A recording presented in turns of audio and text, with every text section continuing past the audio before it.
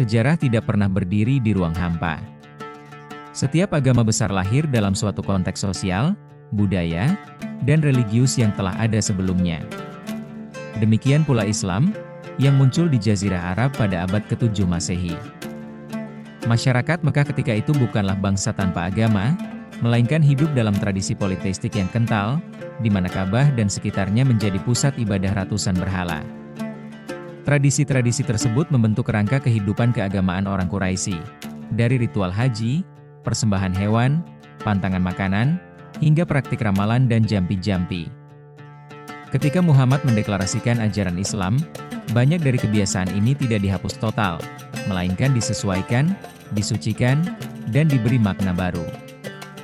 Dengan demikian, Islam berdiri bukan dengan memutus akar masa lalunya, melainkan dengan menafsir ulang warisan Arab jahiliyah dan juga mengambil pengaruh dari Yahudi serta Kristen yang sudah hadir di Jazirah. Kajian para sejarawan seperti W. Montgomery Watt, Patricia Crone, dan F. E. Peters menunjukkan bahwa sebagian besar ritual utama Islam memiliki akar yang dapat ditelusuri ke tradisi pra-Islam. Bahkan sumber Islam klasik seperti Ibn Hisham, Al-Azraqi, dan hadis-hadis sahih sendiri mengakui bahwa banyak amalan kaum Quraisy tetap dilanjutkan, meski dengan label Tauhid. Dalam tulisan ini, akan dipaparkan 30 tradisi pra-Islam yang diteruskan atau diadaptasi Islam. Setiap poin akan dijelaskan dari sisi bagaimana praktik itu dijalankan di masa Arab Jahiliyah. Bagaimana Islam kemudian mengubah, mempertahankan, atau memberi tafsir baru. Referensi dari Quran, hadis, maupun literatur sejarah klasik dan modern. Dengan melihat kesinambungan ini, kita dapat memahami bahwa Islam bukanlah fenomena yang muncul tiba-tiba, melainkan bagian dari arus panjang sejarah agama-agama Semitik yang berinteraksi di tanah Arab. Tradisi pagan berhala yang diteruskan Islam. 1. Kata Allah. Pagan berhala. Kata Allah bukanlah ciptaan Islam. Orang Arab pagan sudah menggunakannya untuk menyebut dewa tertinggi, meskipun mereka tetap menyembah banyak dewa lain. Di dalam Ka'bah, dewa utama Quraisy adalah Hubal, namun ia ditempatkan sebagai perantara kepada Allah. Islam, nama itu dipertahankan, dan kemudian dipakai untuk satu Tuhan tunggal versi Islam. Referensi: W. Montgomery Watt, Muhammad at Mecca, 1953, menjelaskan bahwa Quraisy memandang Allah sebagai Tuhan tertinggi langit, tetapi mereka tetap menyembah berhala perantara. 2. Ka'bah. Pagan berhala. Ka'bah adalah pusat penyembahan pagan dengan sekitar 360 berhala. Hubal adalah dewa utamanya, bersama dengan Alat, Al-Uzza, dan Manat. Ka'bah dianggap rumah suci oleh semua suku Arab, tempat mereka melakukan ziarah, kurban, dan sumpah. Islam. Muhammad mempertahankan bangunannya, hanya menyingkirkan berhala dan menyebutnya sebagai rumah Ibrahim. Referensi: Ibn Ishaq, Sirat Rasul Allah, menggambarkan Ka'bah sebagai rumah berhala Quraisy. 3. Haji. Pagan berhala. Ziarah ke Mekah sudah dilakukan oleh suku-suku Arab jauh sebelum Islam. Ritualnya meliputi tawaf, sa'i, berlari antara Safa dan Marwah, wukuf di Arafah, serta kurban hewan. Semua ini adalah bagian dari perayaan musim haji pagan berhala Arab. Islam. Ritualnya dipertahankan hampir utuh, hanya diberi tafsir ulang sebagai warisan Ibrahim. Referensi: Patricia Crone, Merchant Trade and the Rise of Islam, 1987, menegaskan bahwa haji adalah tradisi pagan berhala. 4. Lempar jumrah. Pagan berhala. Melempar batu adalah ritual simbolis untuk mengusir roh jahat dan setan dalam tradisi Arab Jahiliyah. Islam. Diislamkan menjadi simbol Ibrahim yang menggoda setan. Referensi: Al-Azraqi, Akhbar Makkah, menyebut ritual melempar batu di Mina sudah dilakukan sebelum Muhammad. 5. Kalender Islam. Pagan berhala. Arab jahiliyah menggunakan kalender lunar dengan bulan-bulan suci, Muharram, Rajab, Zulkadah, Zulhijjah. Pada bulan itu perang dilarang, ziarah dilakukan. Islam mempertahankan sistem kalender lunar yang sama, beserta penetapan bulan-bulan suci tersebut. Perbedaan utamanya, kalender ini kemudian diberi tafsir tauhid dan dijadikan dasar penanggalan umat Islam, dengan awal tahun dipindahkan ke peristiwa hijrah Muhammad dari Mekah ke Madinah. Referensi, H.A.R. Gibb, Islam, 1962. Kalender lunar tetap dipakai, hanya awal tahunnya dipindahkan ke peristiwa hijrah Muhammad. 6. Tawaf. Pagan berhala. Orang Quraisy tawaf mengelilingi Ka'bah, seringkali dengan telanjang, sebagai simbol kemurnian di hadapan dewa-dewa mereka. Islam tetap tawaf, hanya diberi aturan pakaian ihram. Referensi, Al-Jahiz, Kitab Al-Hayawan, menyebut tawaf telanjang sebagai ciri pagan Arab. 7. Idul Fitri. Pagan berhala. Suku Arab memiliki pesta tahunan setelah bulan suci mereka, dengan pesta panen, nyanyian, dan kurban. Islam diberi tafsir baru, sebagai perayaan setelah Ramadan. Referensi, Ibn Kathir, Al-Bidayah wa Al-Nihayah, menulis bahwa Nabi mengganti 2 hari raya pagan menjadi Idul Fitri dan Idul Adha. 8. Idul Adha. Pagan berhala. Penyembelihan hewan di sekitar Ka'bah untuk dipersembahkan kepada dewa. Kurban ini dilakukan bertepatan dengan musim haji. Islam. Kurban tetap dilakukan, tapi dihubungkan dengan kisah Ibrahim. Referensi, Teifah, Le Pantheon del Arabia Centrale alla Fele del Hegire, 1968. 9. Safa dan Marwah. Pagan berhala. Di kedua bukit ini terdapat berhala Isaf dan Naila. Pada masa pra-Islam, kedua bukit ini adalah tempat berhala-berhala, yaitu Isaf di Syafa dan Nailah di Marwah, di mana kaum jahiliyah melakukan ritual dengan tujuan menghormati berhala-berhala tersebut. Orang Arab berlari di antara keduanya sebagai ritual persembahan. Islam. Ritual sa'i tetap dilanjutkan, hanya diberi kisah ulang yaitu Hajar mencari air untuk Ismail. Referensi, Al-Baqarah 158 sendiri mengakui bahwa Muslim awal enggan melakukan ritual ini karena sadar asal-usulnya pagan. 10 sapi dan hewan kurban, Al-An'am. Pagan berhala. Bangsa Arab jahiliyah sudah lama melakukan penyembelihan hewan, baik sapi, unta, maupun kambing, di sekitar Ka'bah dan tempat-tempat suci, ansab batu sesembahan. Hewan-hewan itu dikorbankan sebagai persembahan kepada dewa-dewa, terutama Hubal dan dewa lokal kabilah mereka. Daging kurban tidak selalu dimakan. Sebagian darah dan lemak biasanya dioleskan pada batu-batu berhala, atau ditinggalkan di tempat suci sebagai tanda persembahan. Tradisi ini erat dengan ritual kesuburan dan tolak bala, mirip dengan kebiasaan bangsa kuno lain, Yunani Romawi, Kanaan. Islam. Muhammad tidak menghapus ritual ini, tetapi mengubah orientasinya. Penyembelihan tetap dilakukan pada hari raya tertentu, Idul Adha. Hewan kurban yang populer sama, unta, kambing, domba, dan sapi. Bedanya, kurban diarahkan kepada Allah, bukan kepada dewa-dewa. Selain itu, Islam menambahkan hukum distribusi daging kepada fakir miskin sebagai bagian dari ibadah sosial. Akikah, penyembelihan hewan untuk anak lahir, juga berakar pada tradisi Arab lama, di mana kelahiran anak disertai kurban syukuran. Muhammad melanjutkan dengan menambahkan tata cara Islam, 2 ekor kambing untuk anak laki-laki, 1 ekor kambing untuk anak perempuan. Jadi ritual kurban di Ka'bah adalah warisan pagan Arab yang diislamkan. Bedanya hanya pada orientasi, dari dewa-dewa ke Allah, dan aturan distribusi daging. Namun, bentuk, tempat, jenis hewan, dan waktunya tetap sama dengan kebiasaan pra-Islam.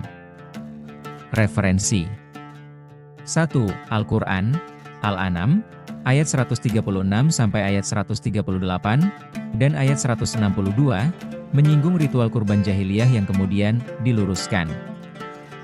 2. Tafsir Al-Tabari dan Ibnu Katsir, menjelaskan praktik persembahan hewan untuk berhala sebelum Islam. 3. Ibnu Hisham, Sirah, menyebut hewan-hewan yang disembelih di sekitar Ka'bah oleh Quraisy.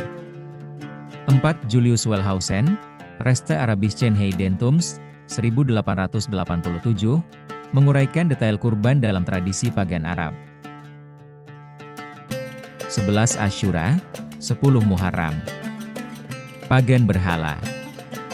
Sebelum Islam, bangsa Quraisy sudah merayakan hari ke-10 bulan Muharram dengan berpuasa dan berhias. Ibn Hisham dan Ibn Katsir meriwayatkan bahwa Quraisy menganggap hari itu sebagai hari suci, kemungkinan terkait dengan tradisi Yahudi atau sisa pengaruh agama-agama Semitik di Hijaz. Ada pula bukti bahwa orang Arab jahiliyah mengganti pakaian penutup Ka'bah, kiswah, pada hari tersebut, sehingga Asyura punya dimensi ritual sekaligus simbolis. Dengan demikian, Asyura bukanlah inovasi Islam, melainkan asimilasi dari ritual pra-Islam yang sudah mapan di Mekah. Pagan berhala. Muhammad sendiri berpuasa pada hari Asyura sebelum ada perintah puasa Ramadan. Bahkan hadis sahih, Bukhari Muslim, menyebut, Nabi tiba di Madinah dan mendapati orang-orang Yahudi berpuasa pada hari Asyura.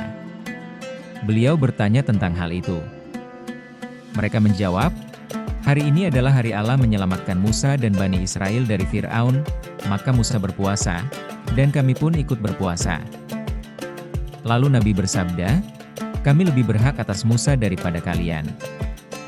Maka beliau berpuasa dan memerintahkan umatnya untuk berpuasa pada hari itu. Namun, setelah puasa Ramadan diwajibkan, puasa Asyura menjadi sunnah, anjuran, bukan wajib. Catatan: Asyura dalam Islam kemudian juga memperoleh makna tambahan dalam tradisi Syiah, diperingati sebagai hari wafatnya Husain bin Ali di Karbala, 61H680M. Tapi akar awalnya tetap berasal dari ritual Quraisy pra-Islam dan kemungkinan pengaruh Yahudi setempat. Jadi Asyura adalah hari suci Quraisy sebelum Islam, lalu Muhammad melanjutkan tradisi tersebut dengan menafsirkannya dalam kerangka Islam. Bedanya, jika dulu Quraisy menjadikannya bagian dari ritual Ka'bah, dalam Islam ia dihubungkan dengan Musa, dan kemudian diberi tafsir politik oleh Syiah. Referensi 1. Ibn Hisham, Sirat Rasulullah, bab awal tentang Quraisy dan Asyura. 2. Tafsir Al-Tabari, Quran Surat 2:183, tentang puasa awal. 3. Hadis riwayat Bukhari Muslim tentang Nabi mendapati Yahudi berpuasa.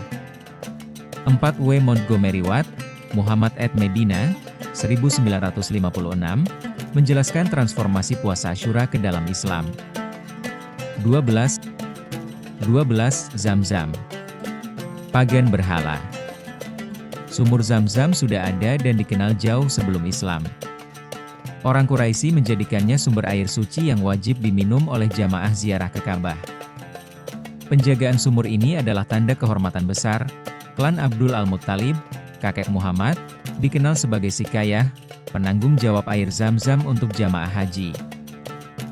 Air ini dipakai untuk ritual penyucian, minum, dan persembahan.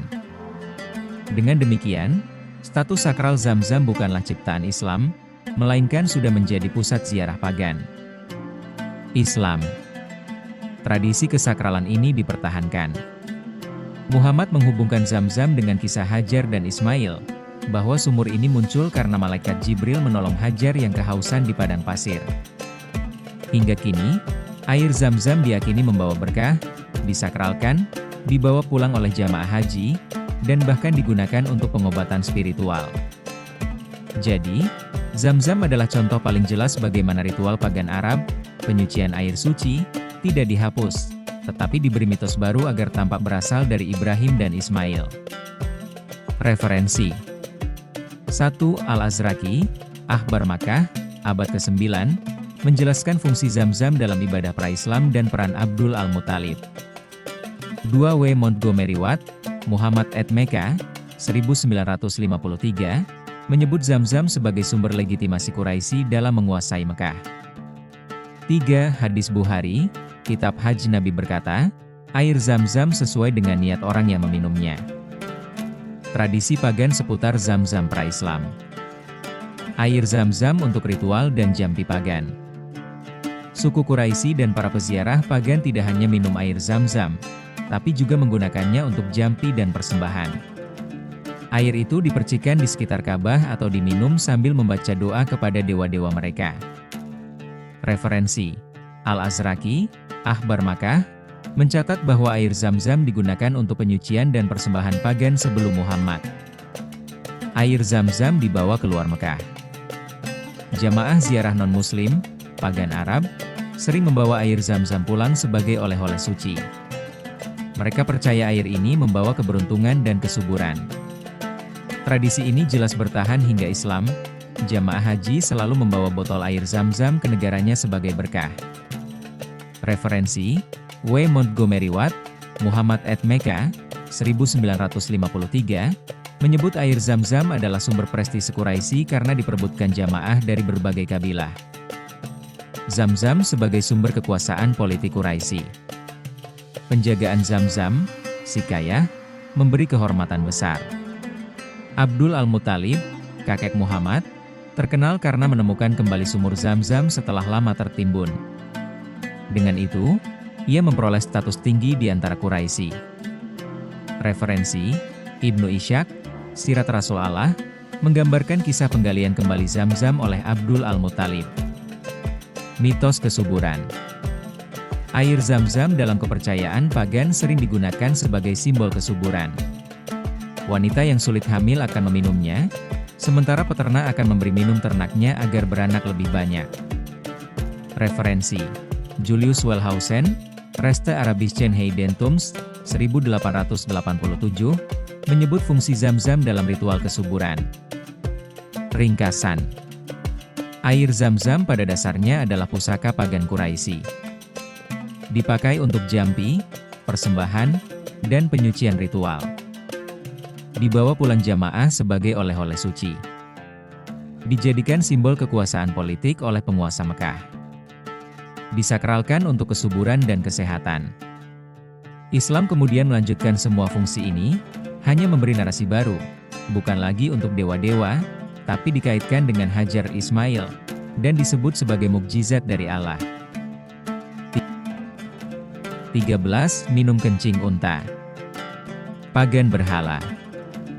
Tradisi bangsa Baduy di padang pasir yang hidup nomaden sudah lama memanfaatkan susu dan kencing unta untuk pengobatan.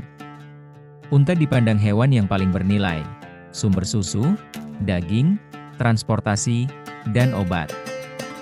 Dalam catatan etnografi, kencing unta dipercaya menyembuhkan penyakit liver, pencernaan, hingga infeksi. Islam. Muhammad melestarikan praktik ini.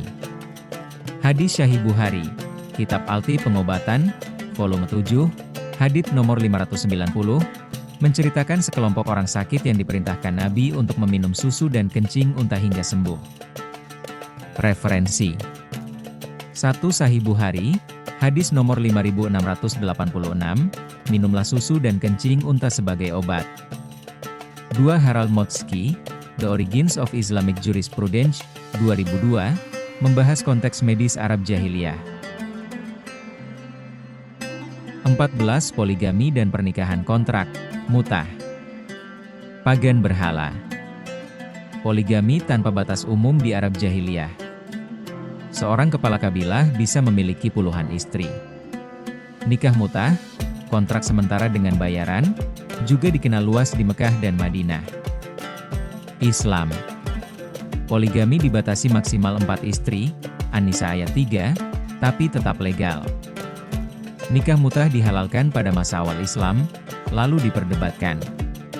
Menurut Sunni, mutah kemudian diharamkan oleh Nabi. Menurut Syiah, tetap sah. Referensi: 1. Ignaz Goldziher, Muslim Studies, 1890. 2. Al-Tabari, Tarikh Al-Rusul wa Al-Muluk, abad ke-9, menyebut praktik mut'ah di masa sahabat. 15. 15. Talak dan iddah. Pagan berhala. Perceraian, talak, di masyarakat Arab dilakukan dengan cara ucapan sepihak suami. Seorang pria bisa langsung menceraikan istrinya dengan kata, "Engkau kuceraikan," tanpa syarat. Namun, demi menghindari aib, ada masa tunggu, iddah, agar jelas apakah wanita hamil atau tidak sebelum menikah lagi. Islam. Tradisi ini dipertahankan. Dalam Islam, talak bisa dilakukan 3 kali. Setelah talak 3, istri tidak boleh kembali kecuali menikah dengan pria lain terlebih dahulu. Al-Baqarah ayat 230. Referensi: 1. Noel Coulson, A History of Islamic Law, 1964. 2. Tafsir Al-Tabari untuk Al-Baqarah ayat 228. 3. Hadis Muslim, Kitab Talak, yang membahas talak 3. 16. Puasa. Pagan berhala. Puasa adalah praktik keagamaan umum di Timur Dekat, Yahudi, Yom Kippur, Kristen awal, dan juga Quraisy. Mereka berpuasa pada hari Asyura, 10 Muharram. Islam. Awalnya Muhammad mengikuti tradisi Quraisy dengan berpuasa Asyura. Setelah Ramadan ditetapkan, Al-Baqarah ayat 183-185, puasa Asyura menjadi sunnah. Referensi: 1. Hadis Bukhari, Kitab Syaum, Quraisy berpuasa pada hari Asyura, dan Nabi memerintahkannya. 2. Anglican Award, The Quran and Late Antiquity, 2019. 17. Hitbah dan mahar. Pagan berhala. Mahar, adat, adalah tradisi Arab jahiliyah, berupa harta atau hewan yang diberikan calon suami kepada keluarga mempelai wanita. Islam. Tradisi ini diteruskan sebagai syarat sah nikah An-Nisa ayat 4, berikanlah mahar kepada wanita. Bedanya, Islam menekankan bahwa mahar menjadi hak wanita. Referensi: 1. Leila Ahmed, Women and Gender in Islam, 1992. 2. Al-Jahiz, Kitab Al-Bayan wa Al-Tabin menyebut tradisi mahar sebelum Islam. 18. Sunat, khitan. Pagan berhala. Sunat dipraktikkan oleh bangsa Semiti kuno, Yahudi, sebagian Arab, dan Mesir. Dalam budaya Arab, sunat adalah tanda kedewasaan dan kebersihan ritual. Islam. Tidak disebut dalam Al-Quran, tapi hadis-hadis menekankan sunat sebagai bagian dari fitrah, ajaran alami manusia. Hadis Muslim, Kitab Taharah, fitrah itu 5, khitan, mencukur bulu kemaluan, memotong kuku, mencabut bulu ketiak, memendekkan kumis. Referensi: 1. Sami Al-Deeb Abu Sahliyeh, Male and Female Circumcision Among Jews, Christians and Muslims, 1995. 2. Encyclopedia of Islam, khitan. 19. Mencium batu Hajar Aswad. Pagan berhala. Hajar Aswad, batu hitam, sudah disembah oleh orang Arab pagan sebelum Islam. Batu ini dianggap sebagai fetis suci atau benda langit, meteorit, yang jatuh dari langit, lalu dipasang di salah satu sudut Ka'bah. Kaum Quraisy dan kabilah-kabilah Arab mencium atau menyentuh batu ini sebagai tanda penghormatan dan doa, percaya batu tersebut memiliki kekuatan gaib sebagai penghubung dengan dewa-dewa mereka. Dalam konteks animisme Arab jahiliyah, batu suci, Ansab, adalah pusat ibadah, dan Hajar Aswad hanyalah salah satunya yang paling terkenal. Islam. Muhammad tetap mempertahankan ritual mencium Hajar Aswad. Namun, maknanya diubah. Dan itu sebagai sunnah Nabi. Bahkan Umar bin Khattab sendiri pernah berkata di depan jamaah, "Sesungguhnya aku tahu engkau hanyalah batu. Tidak memberi mudarat dan tidak memberi manfaat. Kalau bukan karena aku melihat Rasulullah menciummu, aku tidak akan menciummu." Hadis riwayat Bukhari dan Muslim. Meski Umar sendiri menolak anggapan sakralitasnya, tradisi ini tetap berlanjut hingga sekarang, bahkan dipandang penuh berkah. Referensi 1. Ibn Ishaq, Sirat Rasul Allah, menyebut keberadaan batu hitam di Ka'bah sebelum Islam. 2. Al-Azraqi, Akhbar Makkah, menjelaskan penghormatan bangsa Arab terhadap batu suci ini. 3. Hadis Bukhari, Muslim, Kitab Haji riwayat Umar bin Khattab tentang Hajar Aswad. 4. G.R. Houting, The Idea of Idolatry and the Emergence of Islam, 1999. Jadi tradisi mencium batu adalah praktik pagan animistik yang diadopsi Islam tanpa dihapus.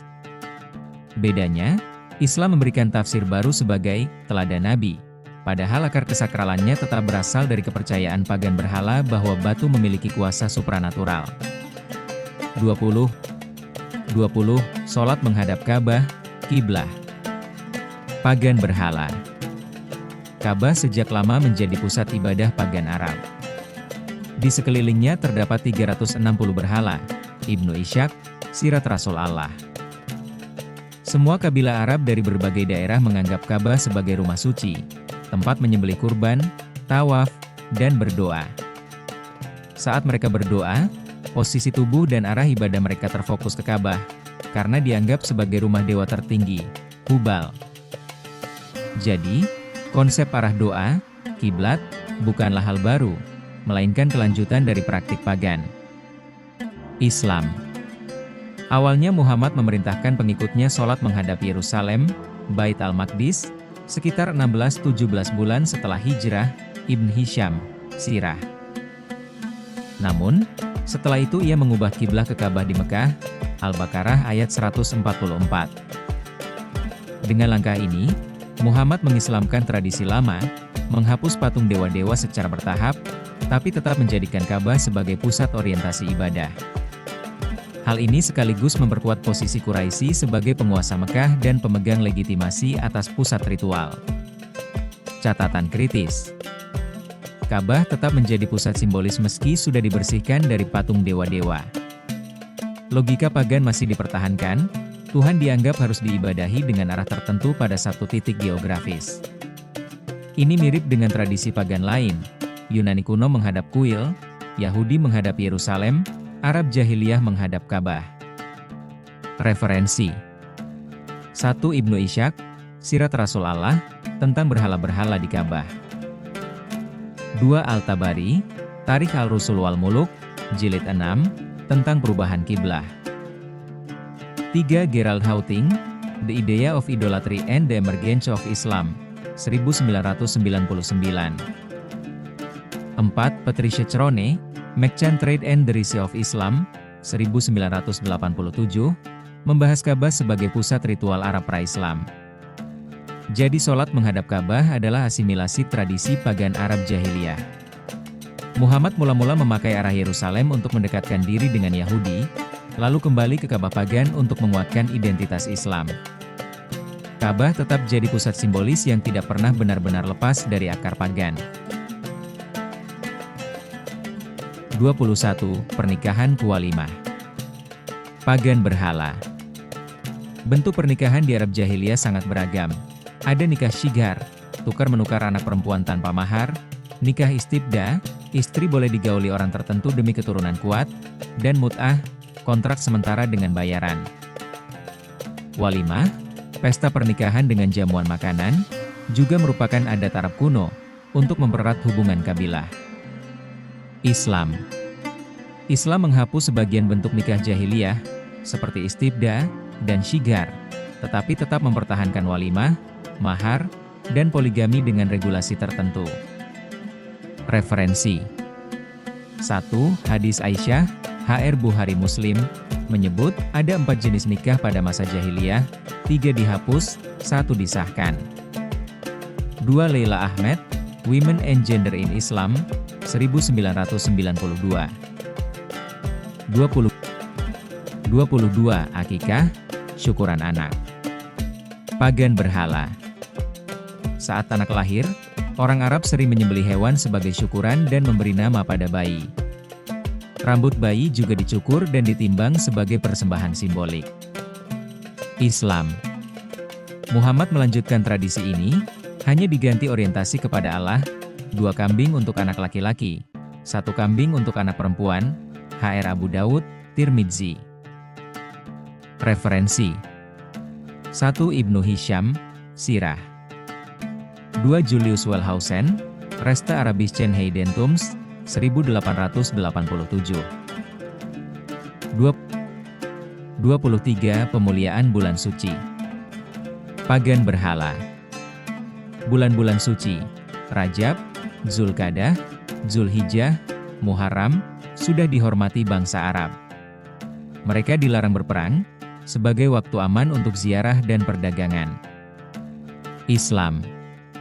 Islam mempertahankan kesakralan 4 bulan ini, At-Taubah ayat 36. Referensi: 1 Al-Tabari, Tarikh Al-Rusul wal Muluk. 2 Patricia Crone, Mekcan Trade and the Risi of Islam, 1987. 24 Hijab, penutup kepala dan wajah perempuan. Pagan berhala. Mesopotamia, Persia kuno. Dalam hukum Asyur, sekitar 1200 SM, hanya perempuan bangsawan dan istri sah yang boleh memakai kerudung sebagai simbol status dan kehormatan. Budak perempuan dan pelacur dilarang berhijab, bahkan bisa dihukum jika melanggar. Jadi, hijab bukan soal kesucian agama, tapi status sosial. Tradisi Yahudi dan Kristen awal. Perempuan Yahudi pada zaman kuno sudah memakai penutup kepala. Dalam Alkitab, 1 Korintus 11:5-6, Paulus menulis bahwa perempuan harus menutup kepala saat berdoa. Artinya, hijab adalah bagian dari tradisi Semitik lebih luas, bukan khas Islam. Arab Jahiliyah. Di Mekah dan Madinah sebelum Islam, sebagian perempuan kaya Quraisy memakai kerudung untuk membedakan diri dari budak. Namun banyak juga yang berpakaian bebas tanpa hijab ketat.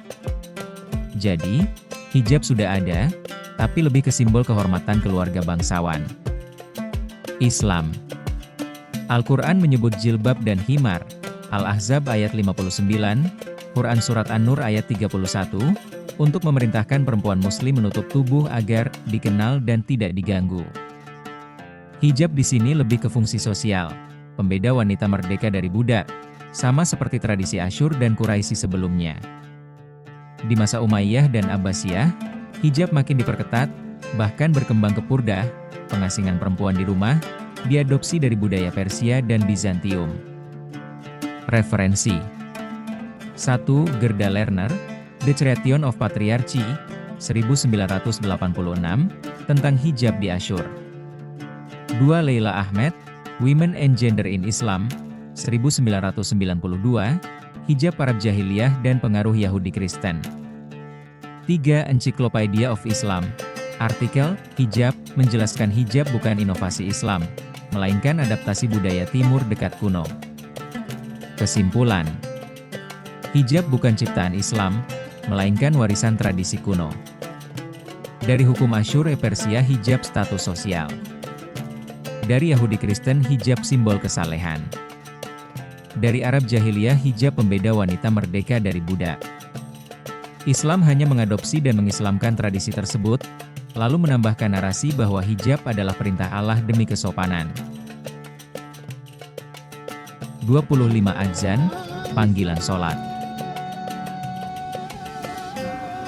Tradisi Yahudi. Orang Yahudi kuno memanggil umatnya dengan shofar, trompet tanduk domba, untuk menandai waktu ibadah di sinagoga atau perayaan suci.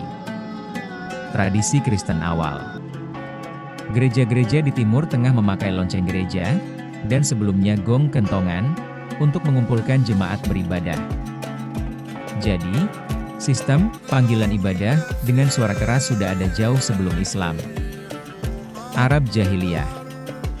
Orang Quraisy juga sudah punya kebiasaan teriakan ritual atau seruan tertentu saat memulai ibadah di Ka'bah.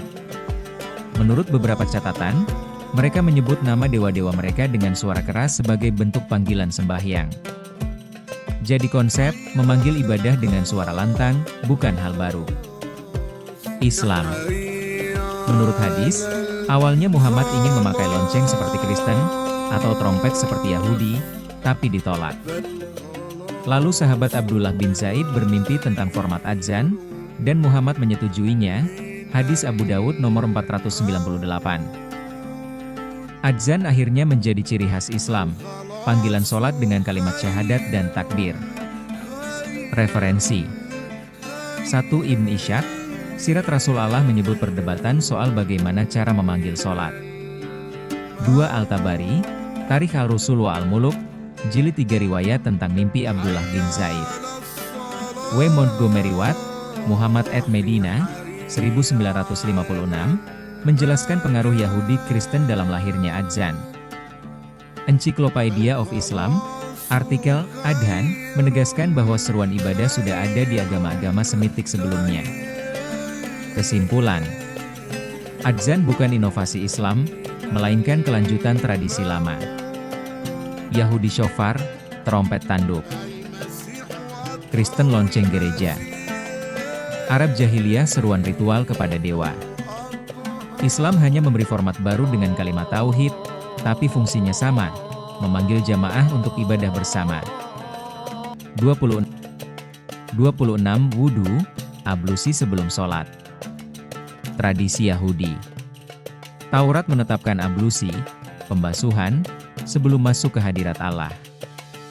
Misalnya, imam harus mencuci tangan dan kaki sebelum masuk ke kemah suci. Keluaran 30 ayat 19-21. Bahkan orang Yahudi biasa membasuh tangan sebelum doa makan dan ibadah di sinagoga. Tradisi Kristen awal.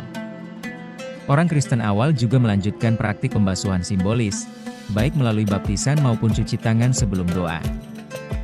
Ritual ini berkembang di biara-biara Syria dan Mesir, abad 3-5 Masehi. Pagan berhala. Kaum Quraisy sudah mengenal ritual penyucian dengan air sebelum menyentuh berhala atau masuk Ka'bah. Al-Azraqi, Akhbar Makkah, mencatat bahwa air Zam-Zam dipakai untuk mencuci diri sebelum tawaf.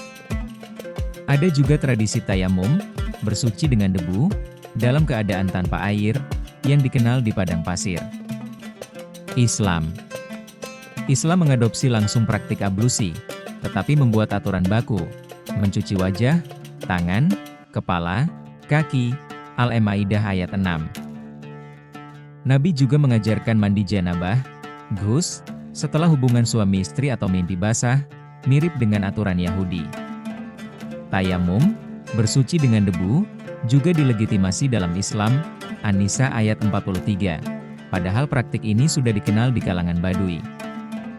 Referensi Al-Quran, Al-Maidah ayat 6, aturan wudu, An-Nisa ayat 43, tayamum.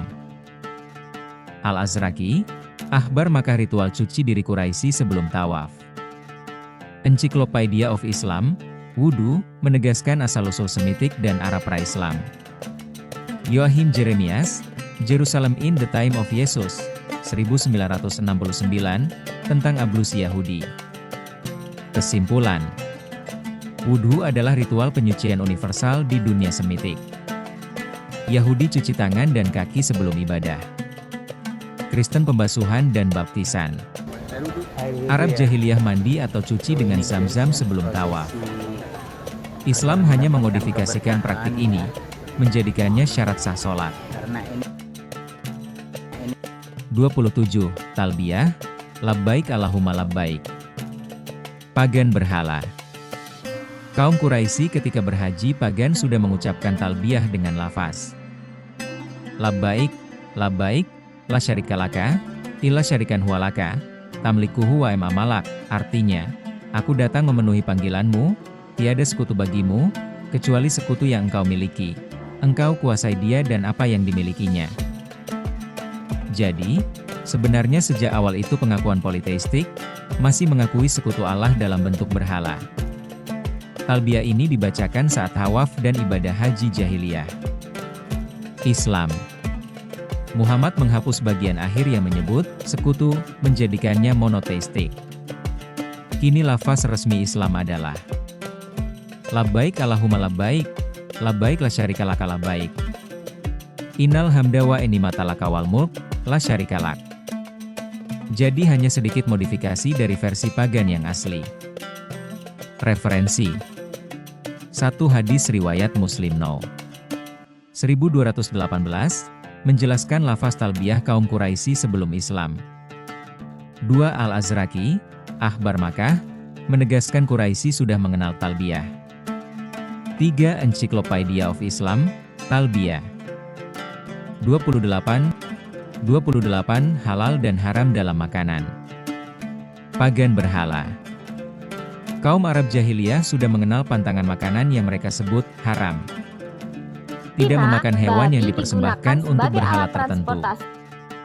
Tidak memakan darah, bangkai, atau daging babi, terpengaruh hukum Yahudi. Beberapa kabilah Quraisy membuat aturan khusus, misalnya tidak boleh makan hewan tertentu kecuali untuk kaum pria. Al-An'am ayat 138 dan ayat 139. Dengan kata lain, sistem halal haram sudah ada sebagai bagian tabu pagan dan pengaruh Yahudi. Islam melanjutkan pola itu, tetapi lebih diperluas. Haram, bangkai, darah, daging babi, dan hewan yang disembelih bukan atas nama Allah. Al-Baqarah ayat 173, Al-An'am 6 ayat 145. Halal, hampir semua hewan lain, selama disembelih secara syar'i. Aturan ini mirip sekali dengan Taurat Yahudi, hanya bedanya Islam lebih longgar dalam beberapa hal. Misalnya tidak ada larangan udang lobster seperti kosher Yahudi. Referensi 1. Al-Quran, Al-An'am ayat 138 sampai ayat 145 mengkritik praktik Quraisy yang membuat aturan halal haram buatan. 2. Encyclopedia Judaica, Kashrut, membandingkan pantangan Yahudi dengan aturan Islam. 3. Patricia Cerone, Merchant Trade and the Rise of Islam, 1987. 29. Ruqyah dan Jampi, pengobatan dengan mantra. Pagan berhala.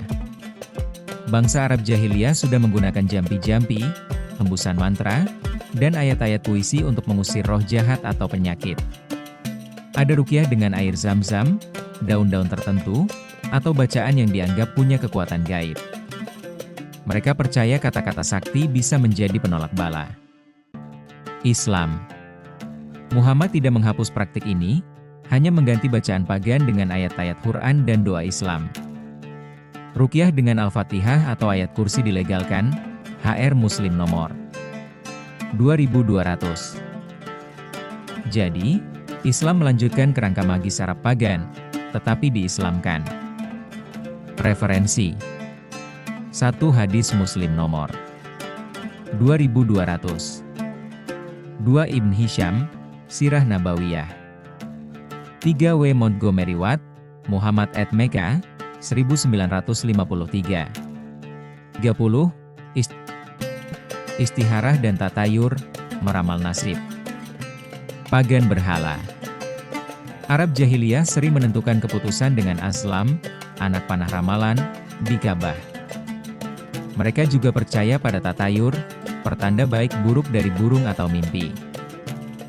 Praktik mencari tanda gaib ini sudah sangat umum sebelum Islam. Islam. Muhammad melarang Islam, Al-Maidah ayat 3, tapi diganti dengan istiharah, yaitu doa meminta petunjuk Allah. Islam juga melanjutkan kepercayaan pada tafsir mimpi, misalnya mimpi Nabi Yusuf dan hadis-hadis tentang mimpi sebagai kenabian. Jadi bentuk ramalan tetap ada, hanya dikemas ulang dengan nama baru. Referensi 1. Al-Quran, Al-Maidah ayat 3, larangan Islam. 2. Hadis Bukhari nomor 1162, Sholat Istiharah. 3. Patricia Cerone, Merchant Trade and the Rise of Islam, penutup. Sebagian besar ritual Islam, dari ibadah utama, haji, sholat, puasa, kurban, hingga aspek sosial, pernikahan, talak, poligami, pengobatan tradisional, memiliki akar yang jelas dalam budaya pagan Arab pra-Islam atau tradisi Semitik sekitarnya. Muhammad tidak menghapus tradisi itu, melainkan mengislamkannya dengan narasi Ibrahim atau wahyu, sehingga tampak seolah berasal dari Tuhan. Dari paparan 30 tradisi di atas, terlihat jelas bahwa Islam tidak lahir dalam ruang kosong, melainkan berdiri di atas fondasi tradisi-tradisi yang telah berakar di masyarakat Arab pra-Islam. Banyak ritual yang masih bertahan hingga kini. Haji, tawaf, lempar jumrah, kurban, bahkan penggunaan air zam-zam, semuanya memiliki akar kuat dalam praktik pagan Mekah. Islam hadir bukan dengan menghapus, melainkan dengan memberi tafsir baru, mengganti makna politeistik dengan klaim monoteistik, namun tetap mempertahankan bentuk luar tradisinya. Dalam kasus Islam ini, pengaruh jahiliyah, Yahudi, dan Kristen begitu kental sehingga jejaknya masih sangat mudah dilacak. Pertanyaan besarnya adalah, apakah Allah yang dalam narasi Islam adalah Allah yang beda dari Allah yang disembah pagan? Faktanya tidak. Allah dalam narasi Islam di dalam Al-Quran pada hakikatnya adalah sama, yaitu Dewa Hubal, sang dewa tertinggi yang digelari oleh pagan berhala sebagai Allah yang punya 3 putri. Hanya konsep kealahannya dibedakan, yaitu dengan cara membuang Allah-Allah atau dewa-dewa lain sehingga fokus pada satu Allah saja yang disembah. Itulah faktanya. Untuk membuktikannya silahkan tonton video, linknya ada dalam deskripsi.